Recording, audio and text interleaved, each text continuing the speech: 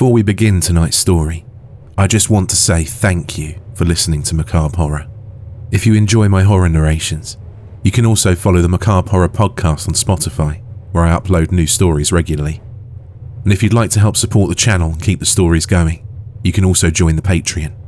Even following as a free member helps a lot, and there will also be bonus stories and extras for supporters. This will help you stay connected to the channel, regardless of what happens. Now, turn down the lights, get comfortable, and let's begin tonight's story. The last thing Mathieu said to me before we went underground was that the bones down there weren't the scary part. I thought that was a funny thing to say. A reassurance that somehow wasn't one. I laughed, he smiled, and we climbed down through the manhole at about 9:15 on a Thursday evening. That was, I'm going to be honest with you, I genuinely don't know how long ago that was. My phone died somewhere in the middle of all this. I'm recording this on my GoPro, and I've got maybe 40 minutes of battery left on it, which is how I know I need to start talking now. So, from the beginning. My name is Tom Kelly. I run an urban exploration channel. Nothing huge, about 60,000 subscribers. Mostly people who like watching me crawl through derelict factories and abandoned hospitals in the UK. The Paris Catacombs have been on my list since I started the channel. The real catacombs, not the tourist section. The cataphile routes. The actual labyrinth underneath the city that most people don't know exists, and that you can absolutely get arrested for entering. Which, look, I knew the risks. I did my research. I've read the accounts. I knew people got lost down there for days. I'm not an idiot. Finding Mathieu took about 3 weeks. There are forums if you know where to look. Not Reddit though, something more obscure. French language, members only. The kind of place where people are careful about who they talk to. I posted asking if anyone would be willing to guide a British YouTuber through a basic route. I got mostly ignored. A few hostile replies in French that I ran through Google Translate and wished I hadn't. And then, eventually, a message from Mathieu. He was thorough. That's the first thing I'd say about him. He sent me a list of required equipment before he'd even agreed to meet. Waterproof boots, at least 2 torches per person, a chalk marker, water for 6 hours minimum. He was precise about the water. He also told me up front that he didn't want to be on camera, which I respected. A lot of experienced cataphiles are like that. He said I could film the environment, the tunnels, the walls, but he'd be staying out of frame as much as possible. Fine, whatever you need. We met at a cafe near the station 2 hours before we went in. He was maybe late 30s, shorter than I expected from the authoritative tone of his messages. He wore a jacket that had been clearly underground many times, that particular kind of grey that isn't grey by design. He ordered an espresso and didn't make small talk. He just went straight into logistics, which I found deeply reassuring. He spread a hand-drawn map on the table and traced a route with his finger while he talked. He knew exactly where we were going, how long each section would take, where the ceiling dropped, where the water pooled. If we get separated, he said, and his English was very good, but with an odd formality to it, like he'd learned it from books rather than people. You follow the whistling. I will always be whistling. You hear it.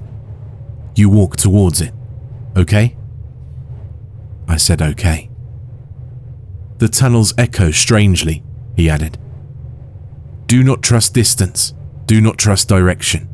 Trust the whistling. I said okay again and finished my coffee, and we went. The first thing that hits you is the smell. Not rot, That's what people always say, and it's not quite right. It's more like cold clay and something older underneath it. Mineral and still. The smell of a place that's been sealed away from weather for 2 centuries. The second thing is how quickly the entrance disappears behind you. We went maybe 30 meters along the first corridor, and I looked back and couldn't see the ladder anymore. That's when something in my chest quietly noted that this was actually happening, and perhaps I should pay attention. Mathieu moved confidently. He'd clearly walked these routes enough times that his body knew them, and he narrated as we went in that same book-learned English. He told me about the quarriers who dug the limestone in the 1100s, how the ground beneath Paris had been slowly honeycombed over centuries until the streets above started sinking, how they'd begun moving the bodies from the overflowing cemeteries into the tunnels in 1786, over a period of years. Men carrying bones down by torchlight and stacking them into walls. 6 million or thereabouts.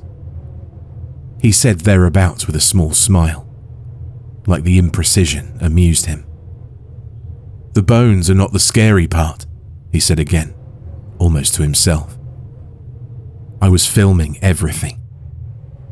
The walls, the low ceiling, the floor that was sometimes dry and sometimes had a shallow film of water across it that caught my headlamp and made the passage look like it went on forever in both directions. I was filming because that's what I do, and because having something to point the camera at made the whole thing feel manageable. You have a job to do. You're not just a person standing in the dark under 8 million people's feet. You're working. We'd been down there maybe 40 minutes when I noticed the skull. To be clear, there are skulls everywhere down there. That's not the thing I mean. The walls in certain sections are literally constructed from femurs and skulls arranged in patterns, decorative borders of bone. And at first, it almost feels aesthetically pleasing. You almost tell yourself it's architecture, until your brain quietly insists that those are heads, and they were once people. And there are 6 million of them, and you're very small. But what caught my eye this time wasn't a wall.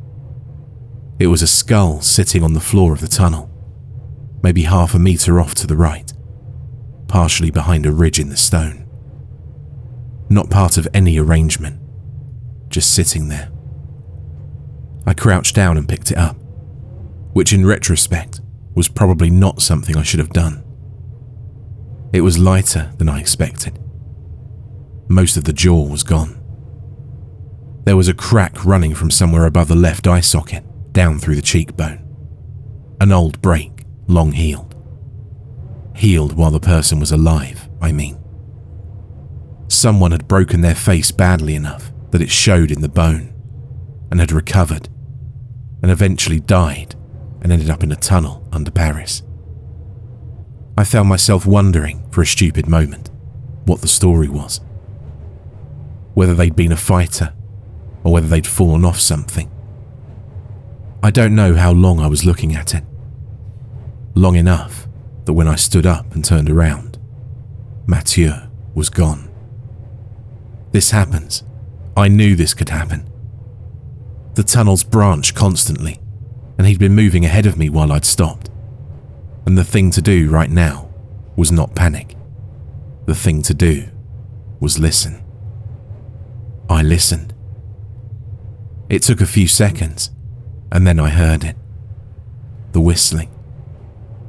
It was echoing and distant, and I genuinely couldn't tell which direction it was coming from. Mathieu had warned me about this, but it was there. A slow, meandering melody, nothing I recognized, just something improvised and tuneless and steady. I put the skull down carefully and started walking towards it. This is the part I keep going over in my head. I followed the whistling for, I want to say 10 minutes, maybe 15. Through 2 branches, down a slope where the ceiling had dropped and I had to bend at the waist. Through a section where the walls closed in enough that my shoulders brushed stone on both sides. The whistling was always there, always just ahead of me. And I kept expecting to turn a corner and find Mathieu standing there looking faintly exasperated. The way a guide looks when their charge has fallen behind to take photos of something. The trouble is, I never found him. At some point, I stopped and called out. I said his name. My voice did something ugly in that space. It multiplied and flattened at the same time. And the echo came back to me in pieces that didn't quite sound like what I'd said. The whistling stopped. Not gradually, not fading like someone moving away. It just stopped, between one note and the next.